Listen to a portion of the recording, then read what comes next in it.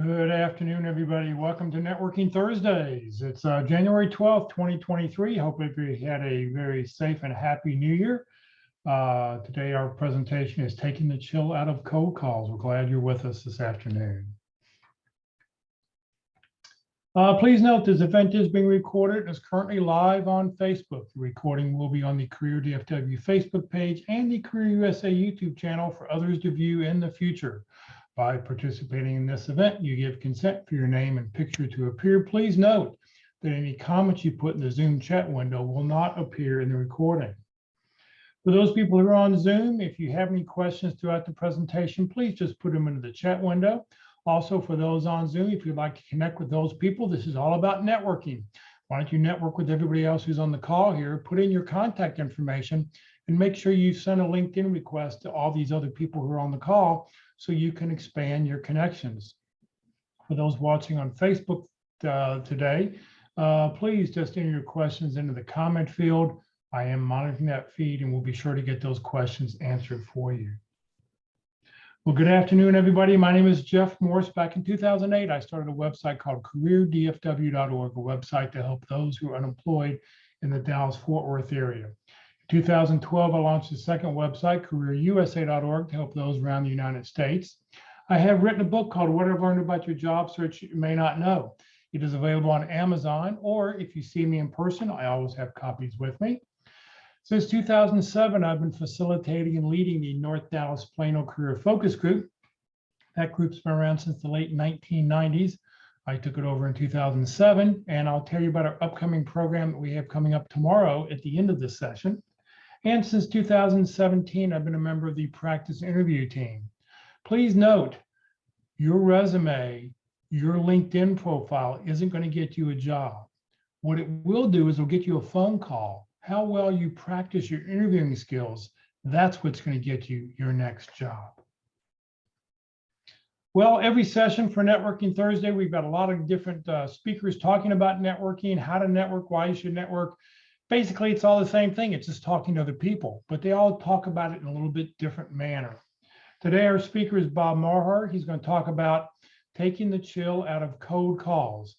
This is a pre-recorded session. It's about 47 minutes long, I believe, and we'll take any questions you have at the very, very end of the session. So let me get it started here, and give me just a second, and we'll get started. Today's agenda, I want to begin with giving you some background on the process that I've used as a coach. I've been career service coaching for a little over 40 years now. I got into it before it got popular and stayed into it when it has become popular. I'm very active in the Professional Association and the Certification Board. As a matter of fact, I was on the founding committee for both of those. Been active in the local area. Well, I was in Dallas. I had for 10 years, I had every Thursday morning, a group called DFW, Career Pilot. So I'm engaged, I'm motivated, I'm really passionate about this stuff. I love to see people succeed in job search. But I do want to start with explaining my basic process, which I refer to as embracing the other job market. As a former recruiter, I can tell you that there is a lot of inside politics between the operational managers and the HR folks. Embracing the other job market is embracing the fact that you want to go after those hiring authorities, which I'll get into as these first few slides go on. Next point, yeah, the prep steps. It's a 12-step process, and 8 of them are preparation steps. One of the biggest mistakes that I see people making in job search is that they launch their campaign before they're totally ready to. That's why I'm taking a few minutes here in the beginning to go over those preparation steps. Most of our time is going to be spent with how do you turn the opportunities you find into interviews. The traditional job market, it's characterized by requisition jobs being filled by chosen job seekers. The jobs have to be rigidly defined internal to each company so that they know what they're looking for and it's communicated through HR. The screening process is overseen typically by HR professionals. In the other job market, it's characterized by, and the wording is important here, it's characterized by required work being sourced for well-qualified available talent. Notice I can describe it like this without using the word job. The aim is to get needed work fulfilled by either contractors, available insiders, or new recruits. And the process is directed by the hiring authorities, seeking the best available talent at market salary expectations. Steps 1 through 5, have you defined your communication strategy? Step 1 is that most people need to begin with assessment. It's directed self-assessment that I'm suggesting here. You don't have to go hire an industrial psychologist or anything like that. But many of you have taken documents like the Myers-Briggs or strong interest profile or the DISC. Assessment is about getting to know yourself well enough to align who you are with the work you're seeking. What happens to us in the traditional job market is that we tend to go after the most available jobs. And it's a very restrictive market. In the second step, you take what you learn and set your objectives, positioning and targeting. What do you want to do and who do you want to do it for? With the first 2 steps under your belt, now you can design a good resume. What most job seekers do is try to make one resume do the work of everything you want to be available for. The job market itself operates most efficiently when you can tell a hiring authority that you're qualified for and positioned for the work that's available. In step 4, you confirm this by going out to your references. Your references know you better than any career coach, any psychologist, any book you read. Your references have worked over you or with you or around you. They know you best and they can give you some really good feedback if you're listening to it. The next step is, in today's world of digital recruiting, you want to get your choice of social media on board with your campaign. I say choice because LinkedIn isn't the only one, but it's the one most of us career coaches talk about. It's the professional social networking element that really works well and has a lot of good functionality attached to it.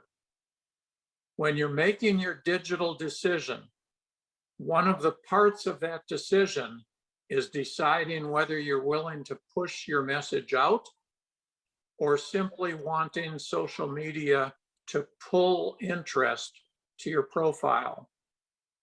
That decision is important because it dictates how you're going to design your profile. In step 6, as long as you're on the computer, I want you to do your first level research. First level research is nothing more than identifying targets that could have the work that you're seeking. It's not looking for jobs. It's looking for companies that are doing the work that you want to be doing. Some positionings are very specific to an industry. Some positionings can be used in almost every industry. Step 7 is, how do other people see you? You want to engage your marketplace. You want to pull all of your contacts together into one contact management tool. If you don't use a contact management tool, Outlook is completely sufficient. You can use Jibber Jabber. There's all kinds of them out there and available to you. You could do something as simple as a notebook with a calendar so that you can keep track of your contacts. One of the biggest problems that new job seekers face is keeping track of the activity once it starts happening. And in step 8, next, what is your plan to succeed in your job search? If you know what you want to do and you know who you want to do it for, do you have a plan on how to make that happen? I'm calling these first 8 steps things that need to be accomplished before you get into anything more than the traditional job market. By the way, for new job seekers, it's completely okay to start in the traditional job market. Check out the job boards, check out Career DFW, whatever is available to you. But remember, these are traditional job market sources and resources. Next slide, let's get into it. What do you do now? First of all, don't shoot yourself in the foot. What I mean by that is some people aren't ready to do a job search. Some people still have that lingering distrust of corporate America. Some people have so much other life happening to them that they're just simply not ready to do a job search. They're not ready to conduct themselves in a very objective, straightforward, planned out way of working. Are you aware of how you want to do your job search? There's thousands of us coaches out there. There's hundreds of books out there. Your best local resource is right there with Career DFW, where Jeff has pulled together a lot of this job search process all into one internet location for you to learn. But the important thing is that you want to stick with one approach for at least 4 to 6 weeks in your job search. You're going to be hearing all kinds of tips, tricks, strategies, tactics, all kinds of stuff as you listen to different speakers. But what's important is that you have a grip on what your process is at any one point in time. Lack of confidence. Lack of confidence drives many things. One of the biggest problems with networking, as we get into this topic, is not how to do it or what to say. It's having the confidence to actually get on the phone and do it. You can do networking in a lot of different ways. Probably the most efficient is direct contact through telephone. But you need to have the confidence to do that.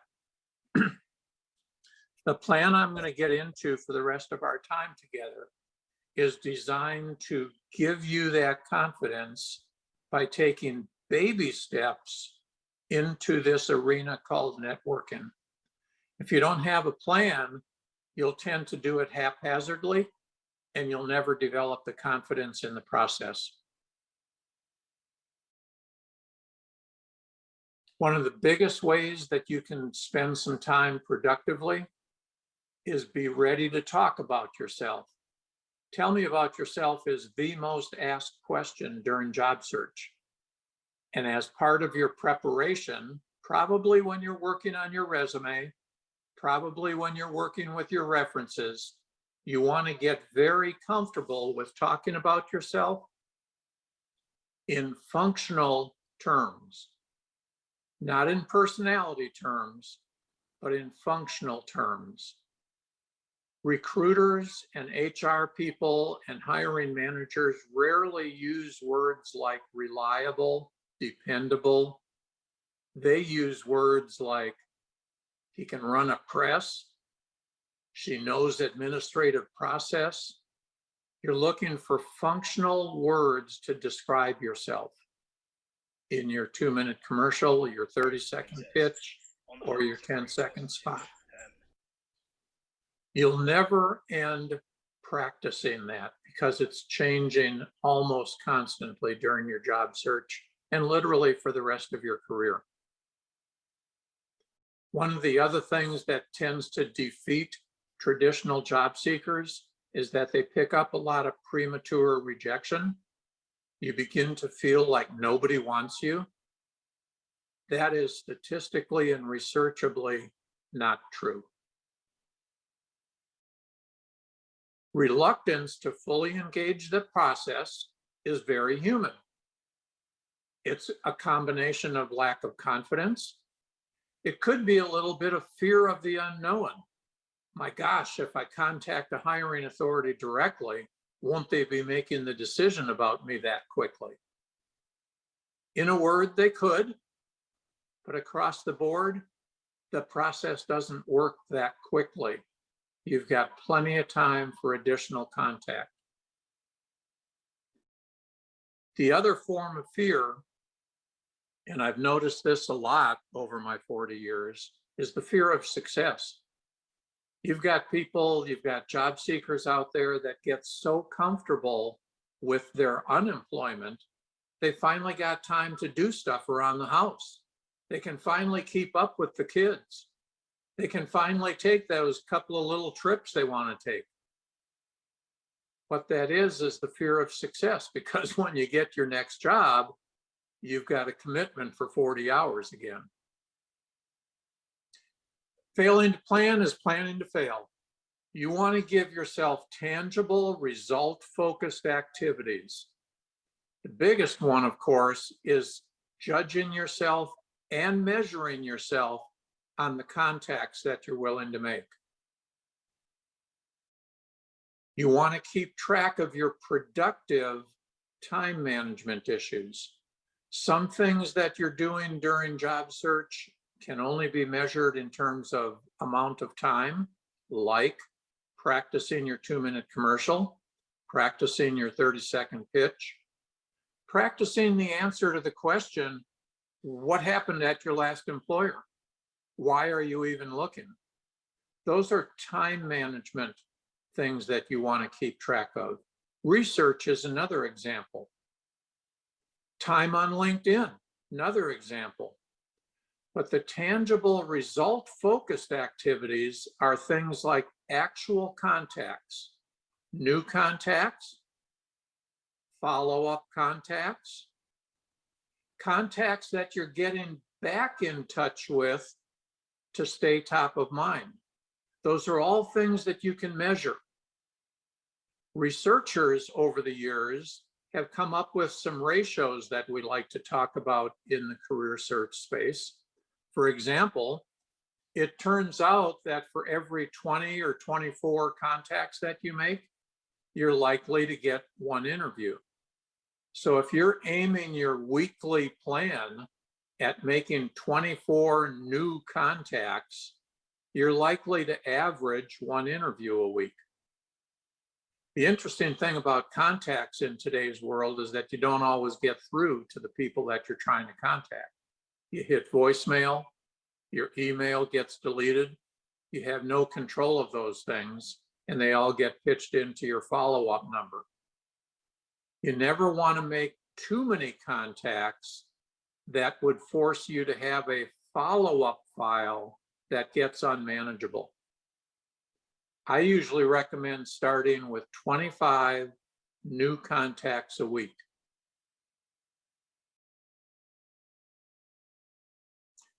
Something I learned in the military, the command when you're shooting a gun or shooting a big cannon is ready, aim, fire. What most job seekers do is ready, fire. They forget the importance of aiming at the targets that you select for yourself. Who are those companies that are most likely to be able to hire a person like you because they have the work available inside of their business plan? Your first wave of networking. Now, let me add the element of real time here. You're probably at least 3 or 4 weeks away from when you began your job search effort. Takes time to pull your resume together, takes time to get your references organized, takes time to get comfortable with LinkedIn. Many people never get totally comfortable with LinkedIn. It's a very feature-rich, very robust social networking platform. So while you're doing those prep things, you could actually be engaging the easiest form of networking you've got, the low-hanging fruit. The low-hanging fruit are people you already know. I go out on a lot of project work all over the country. And the first thing I tell people to do when we're in this section on networking is, have you reached out to everyone you know around the plant here that's also losing their jobs? Because they have to be practicing too.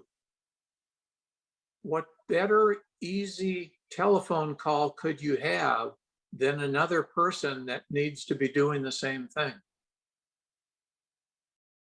Part of wave one is to reach out to those other people that you know, but you haven't been in touch with for a while. I grew up in Wisconsin.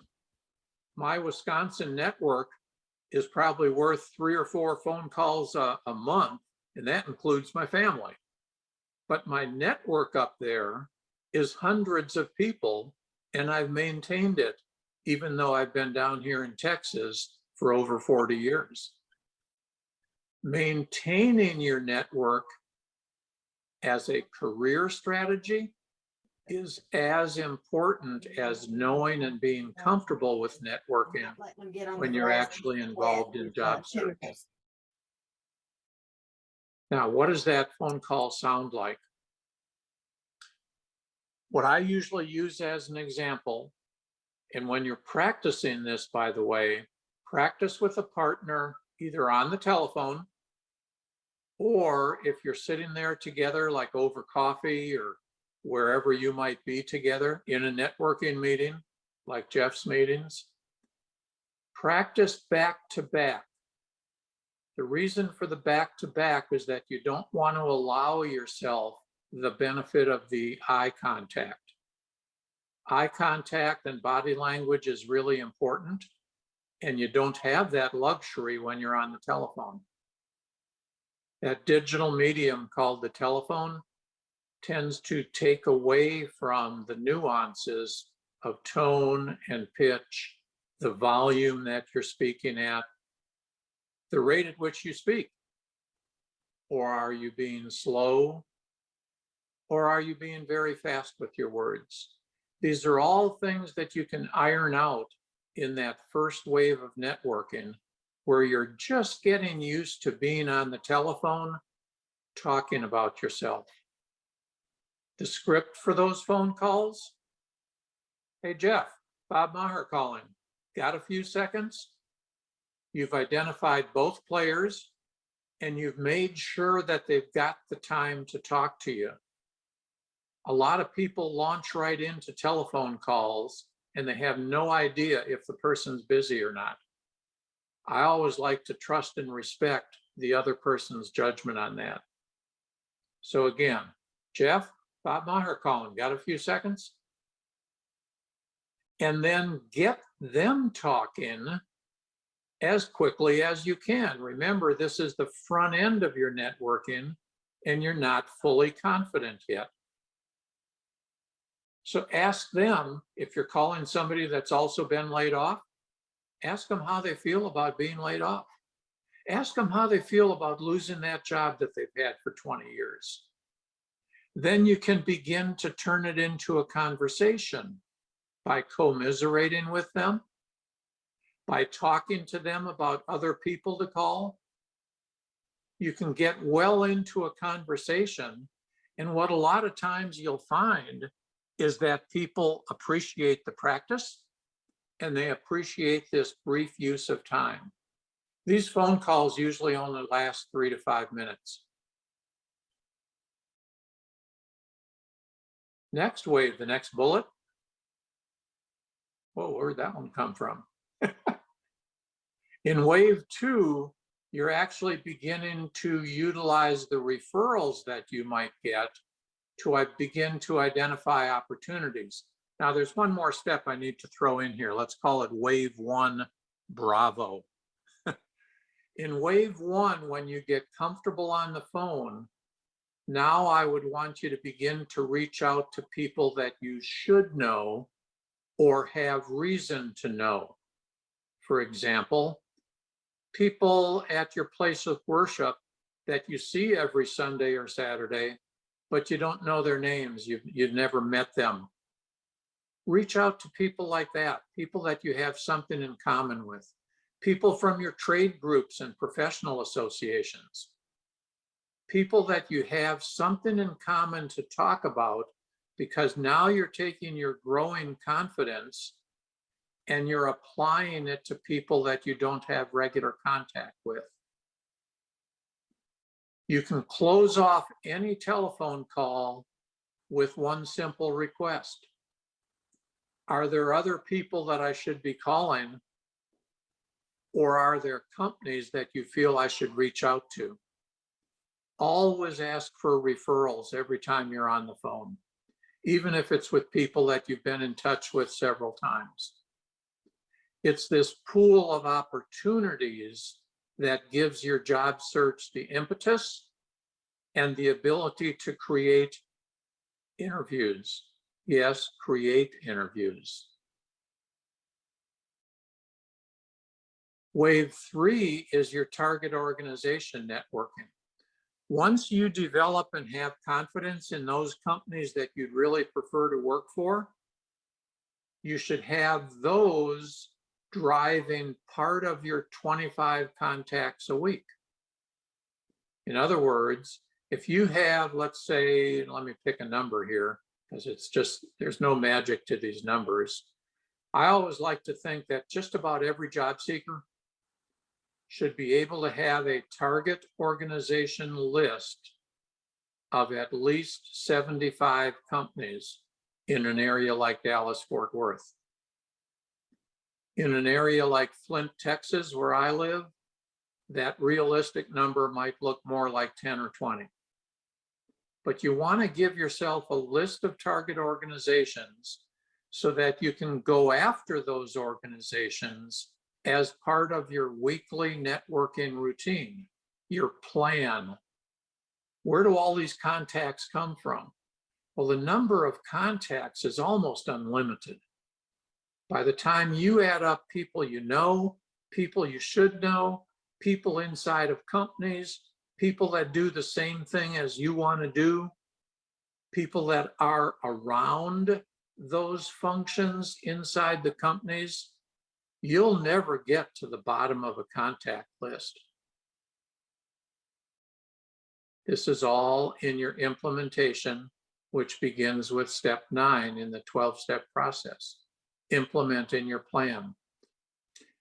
It's like a giant target. You start with the A list, people you already know. You maneuver toward a growing B list, people that can bridge you or refer you to hiring authorities and people close to the hiring authorities. Your C list, notice the spelling change here. These are the people you have to see that can influence your hire. Obviously, these are people like the hiring authority themselves. It could be your next boss who isn't the hiring authority. The hiring authority is the person with the budget to bring you into their organization. Your next boss might not be your hiring authority.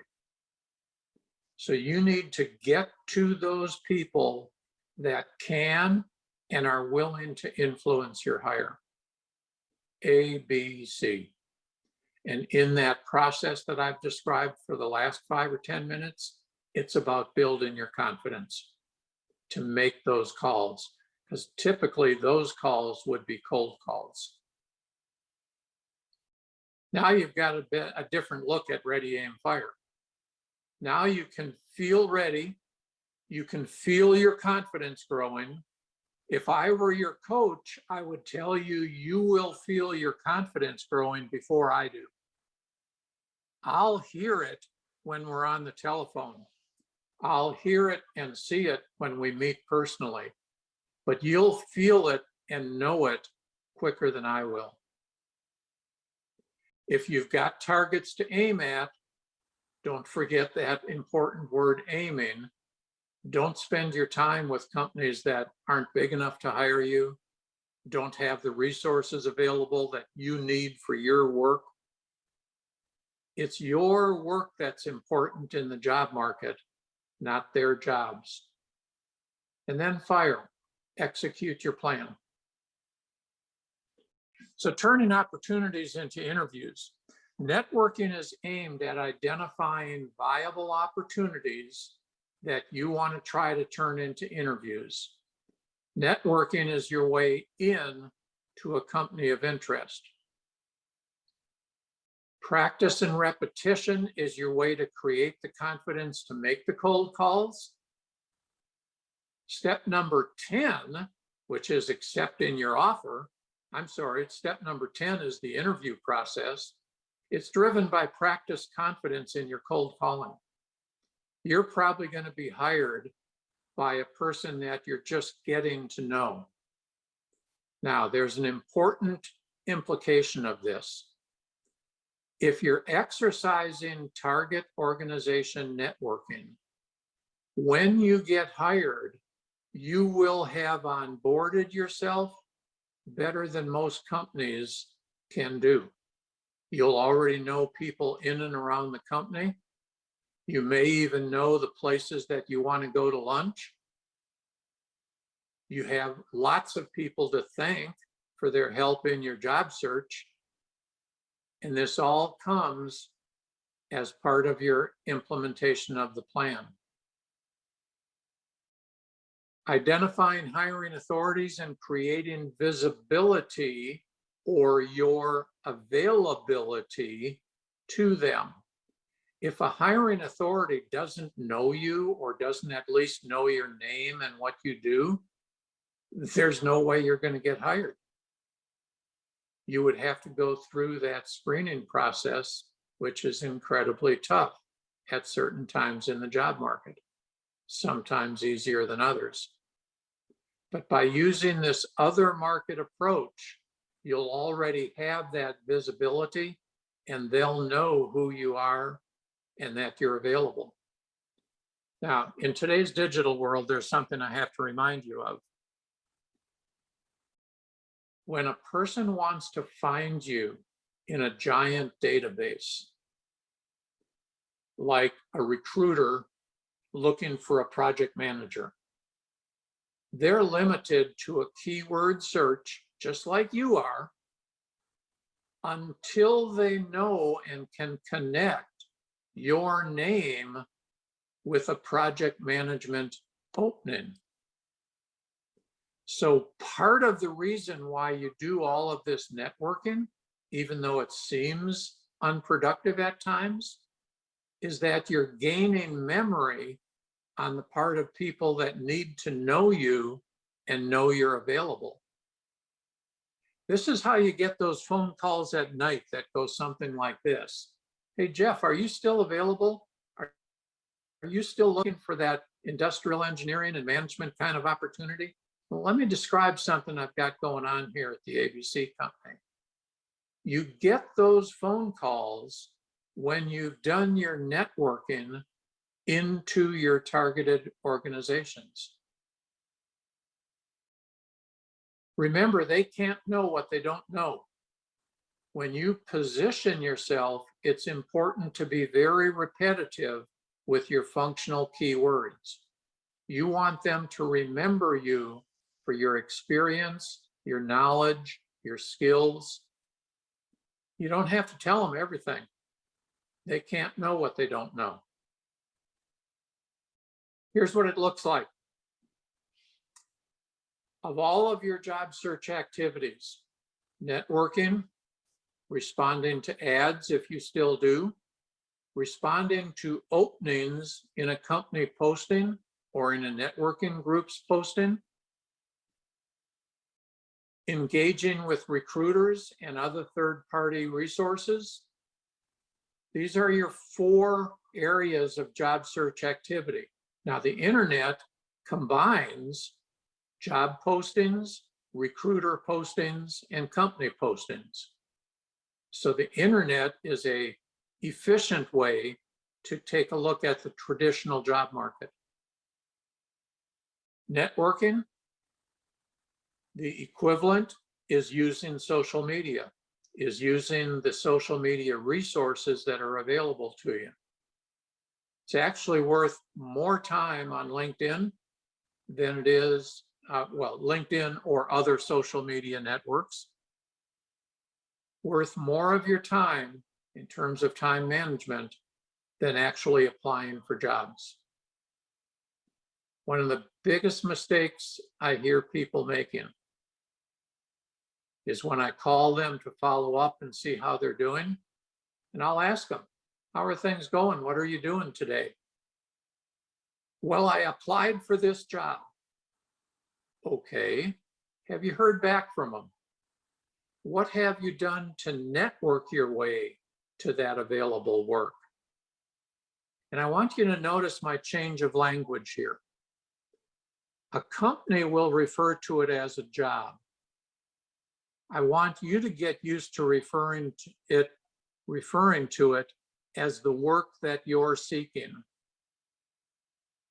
Give you an example of that. The positioning at the top of your resume where you tell the reader what you're ready to do for them, it could actually be the title of the job that you're applying for. So now let's take it a step further. You're in a big job bank or you've been to a networking group meeting and you have a handful of leads. Instead of applying for the open job, I would take at least an overnight, maybe even a day and a half to network your way to that opportunity. Network your way to it instead of subjecting yourself to the screening process. So who do you network to? Well, if you don't know the hiring authority, but you at least know the company name, you've got a couple of choices. You could talk to any employee because you'll eventually find people willing to pick up a telephone directory and help you find the right people. But ideally, you're looking for people that already have a relationship with that hiring authority. People in that department, people that that department reports to, or departments that report to your department. Again, this is almost an unlimited source of new contacts to make, but it requires a little bit of digging. Remember when I mentioned research back in step 6? That was first level research. Second level research is where you dig a little bit deeper and try to find contacts inside the company. Now, here's where the public networking groups really come in handy. The people that you engage with, even in Zoom, as you get to know them through phone calls, those are all contacts out there in real corporate America. Again, if you're adding up all these sources of networking contacts, it is almost unlimited, but of course, it's a finite number. So you've got 2 sources of employees. Any employee who could at least pick up a phone book and help you out, or people in and around the department that you want to be working in. When you find out the hiring authority and the department heads, now you're ready for that first phone call, if you're ready. That first phone call is just, hello, how are you? I need your help and advice. Got a couple of seconds? Always request permission for the use of another person's time when you're on the phone. And you've got some options here. If you haven't developed your confidence in these cold calls yet, You could use email. I guess you could use texting. One of the very common communication chains that people are beginning to use is texting first to see if a person's available for a phone call. This, of course, requires that you know their cell phone number. Now, there is something that gets in the way. That's the HR screening process. Traditional job search in today's world is more and more heading in that direction. From a company viewpoint, it makes more time management sense and efficiency to route all recruiting through their HR professionals. The problem is that's the hiring authority giving up their budget-driven right to hire the right people. Got to get to that hiring authority. This is targeted organization networking. Networking through people in and around the company. Don't forget customers. Don't forget vendors. Don't forget contractors, to uncover employees. Once you start talking to employees, find out the hiring authority.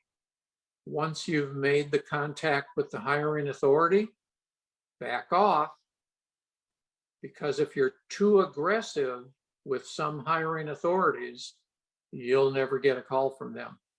They'll blow you off as way too aggressive. Back off to the people in and around their department. Those are the people that have no vested interest in screening you out.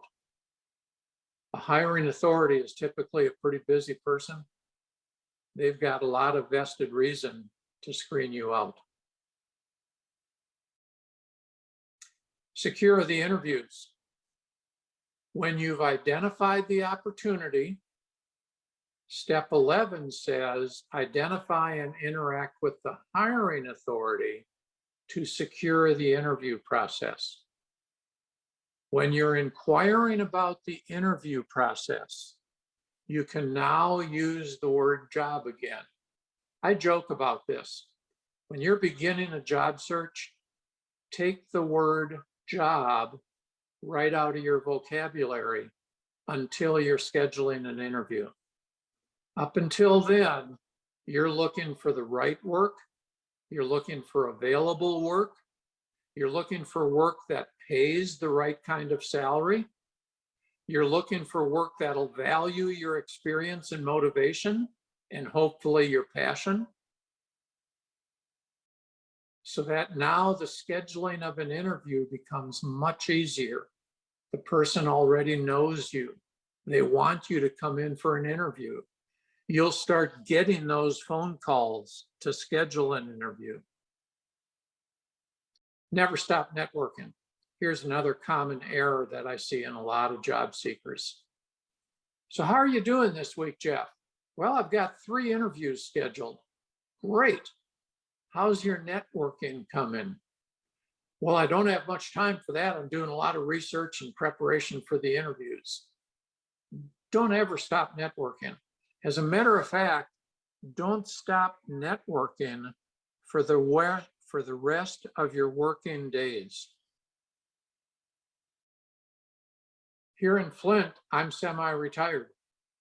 I'll probably still do project work. I'll probably still take on some individual candidates.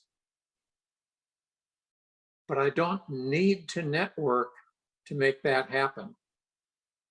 I network just to stay visible in that marketplace.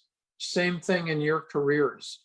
Even though you may find yourself unemployed from time to time, your real mission is to keep your career intact and hopefully always have work/jobs that are satisfactory to you, that are paying you the right kind of money, and are motivational and inspirational for you. It's good to want to go to work in the morning. The way you get there is to never stop networking. To do this, you'll be doing some continual research in level 2 to uncover contacts and viable contacts. Level 3 research is the interview prep. Certainly for the interview, you'll want to know your interviewers well. You'll want to know their situation as well as you can determine from outside the company. But remember, you've got some inside contacts. Call your contacts back. Hey, I finally got an interview with Jeff. How busy is his department these days? What's their newest project? What do they seem to be working on so much?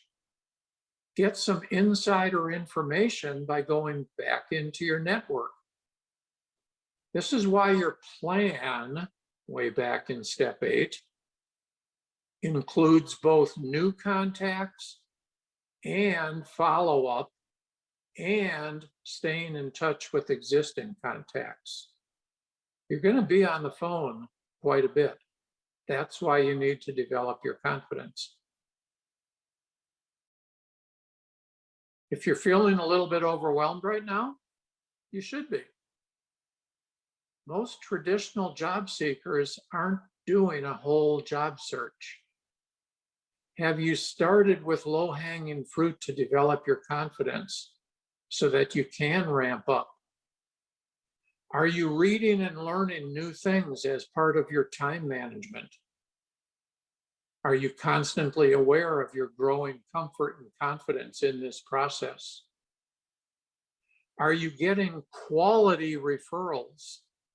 Are you getting to know those people that are the right-hand person to the hiring authority? Oh, if you're trying to get a hold of Jeff, you need to get a hold of Jim because they play golf every Thursday. Wouldn't it be nice if you were in some of those good old person networks? Good networking will put you in those networks. Quality referrals is what takes the chill out of cold calls.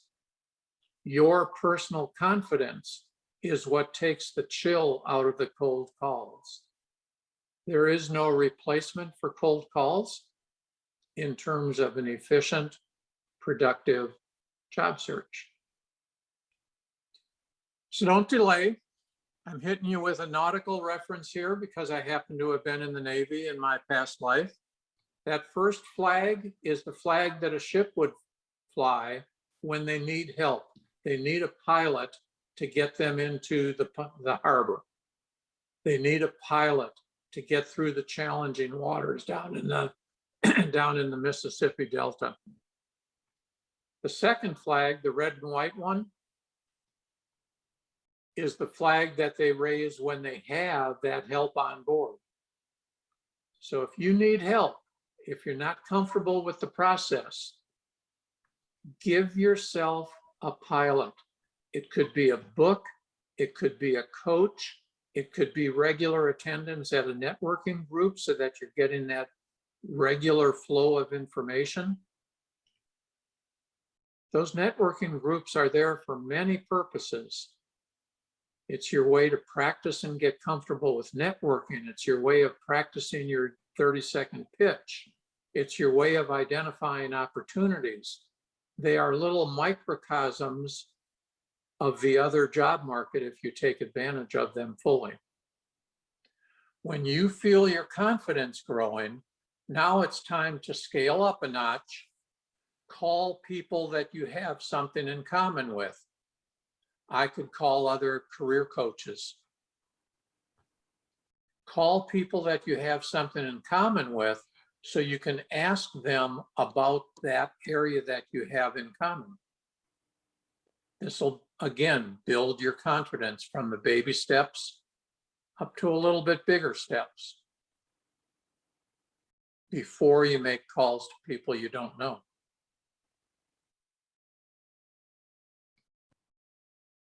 Well, that is his presentation. It's Bob's presentation. I hope you picked something up. Anybody have any questions or comments you'd like to make on it? You're welcome just to unmute your mic and offer your comments, questions, suggestions.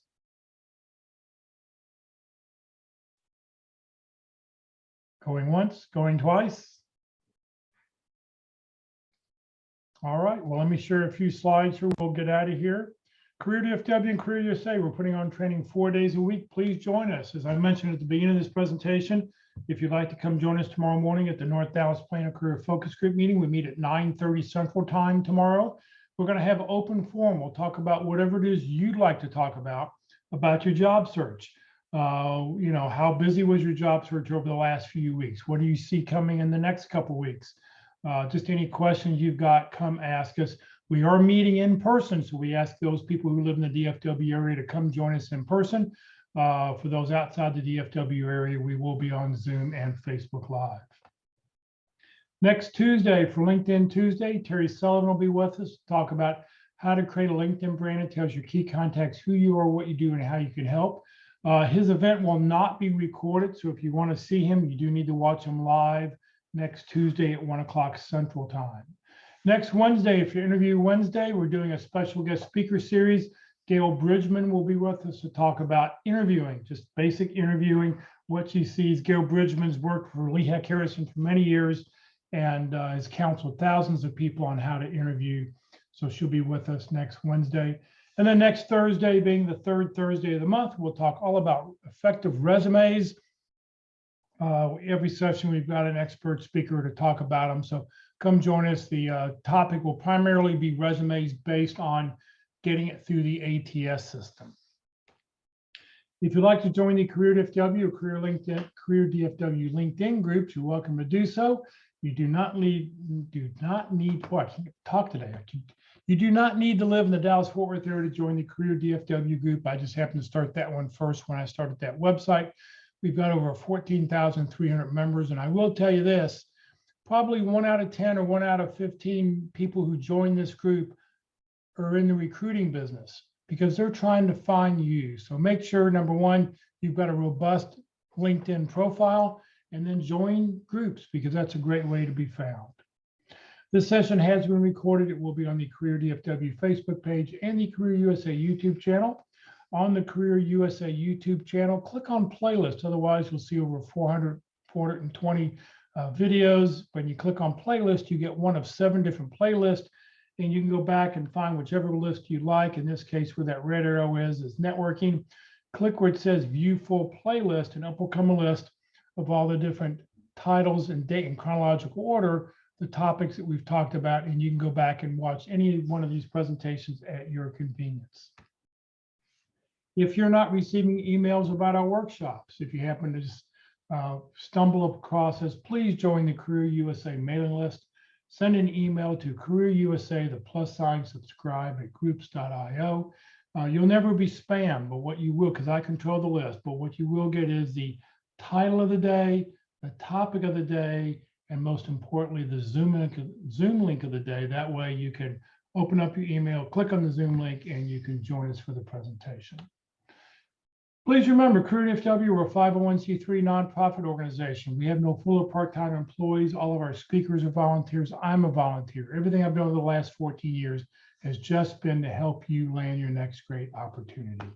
So thank you very much for joining us today. Hopefully we'll see some of you tomorrow morning at 9:30. Otherwise, hopefully we'll see you one day next week. Hi, this is Joe Scarf. I have a question for you. Yeah, Joe. So I forwarded this link to other people in my network so that they could participate in this call. Yes. But we had a problem with all of us logging in. It was as if it was the link for Zoom was unique to me, and so they could not use it. So the link is not unique to you. The link should be good to anybody. I would always be sure to include the passcode and the meeting ID number, because you should be able to go to zoom.us and then just type in, join the meeting and type in the meeting ID and the passcode, and you should get in. But no, you should be able to forward that email to anybody in your network, and everybody, we can have up to 100 participants. Today, we only had 11 in the call today, but when we start hitting 80s, 90s, 100s, I'll expand and make the connection so we can do even more. But okay, so just to help me better, the error message I was getting trying to log in